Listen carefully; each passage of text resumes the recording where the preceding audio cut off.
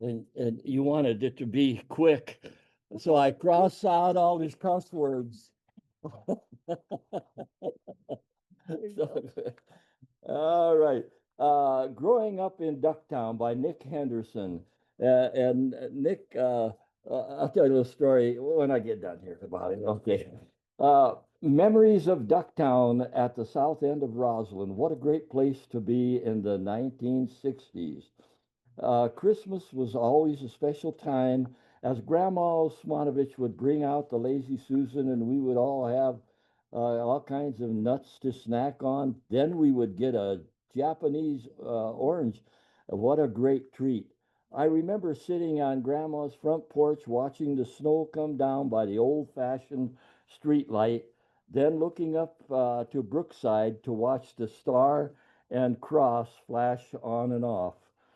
In the spring, we would ride from Chikalinsky's Snake Ranch in the Middle Fork of the Tianaway where the horses wintered, and that was always a long and fun ride to come back over the ridge to Roslyn. In the summer, we would play on the ridge. My cousins, Dawn Marie, her sister Kim, and I would ride horses all summer long. Some days we would be gone until dark, and then we would catch a little of Aunt Joanne's Okie, Oklahoma temper. Don't know what she worried about. The horses always knew the way home. We would build forts on the ridge and play cowboys and Indians and army. I think we beat the Germans every time. Some days we would end up in the West Fork of the Tianaway, and Aunt Joanne would come and get us in the old Ford. Some days we would even make it as far as Sandstone and Dingbat Creeks. Then there were the construction projects. My brother Rick and I, along with Dale Morris, remember Dale? He was our barber and lived in Ducktown down there. Dale Morris and Johnny Hanson, who lived down the road from us, would build dams in the creek behind the rock dumps. We would begin at the top of the dump and scoot on our butts pushing as much dirt and rock as we could. Sometimes these projects would take a day to complete, and when we finished, we would break the big dam upstream and watch the water wipe out the ones downstream. It sounds like fun. I don't know. uh, the people of our street, the best people God ever put on this earth came from Ducktown, and those immigrants had great attitudes. They watched out for us kids like we were their own. I especially remember Frank and Mrs. Foto, a Slovak couple who had lived across the street from us since my mom was a kid. And Nick's mom, Jenny, is doing pretty good for her 90-year-old age too, and we go for quite a few rides uh,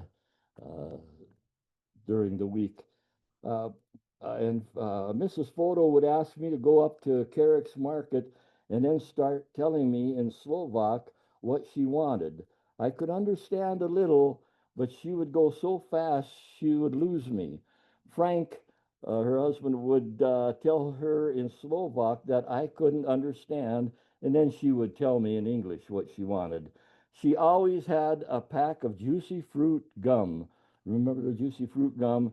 In the top drawer of her Hoosier cabinet for me. After my grandmother passed away, she was like another grandmother to me. When we got older, my brother and Dale Morris and I got high tech and played Man from Uncle. That was after my time. I don't remember that. Anyway, the TV spy show in Pete's Wrecking Yard, and now it's Sky's Wrecking Yard, I think.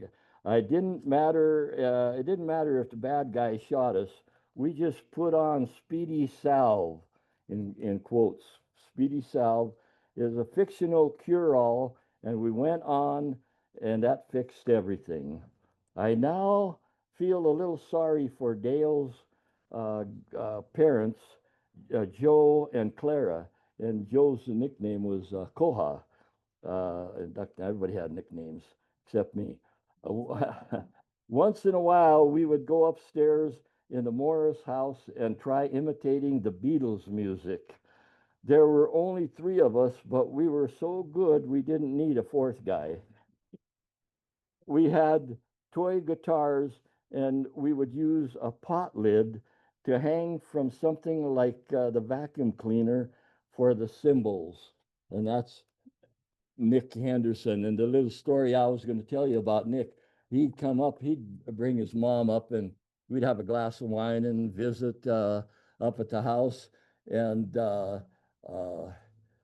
if and Nick had a lot of stories, good stories that he told.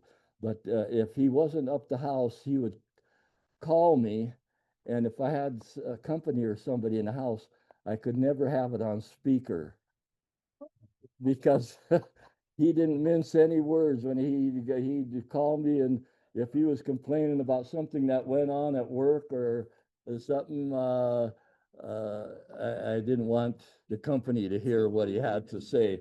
Anyway, thanks for letting me do this for Nick. Yeah,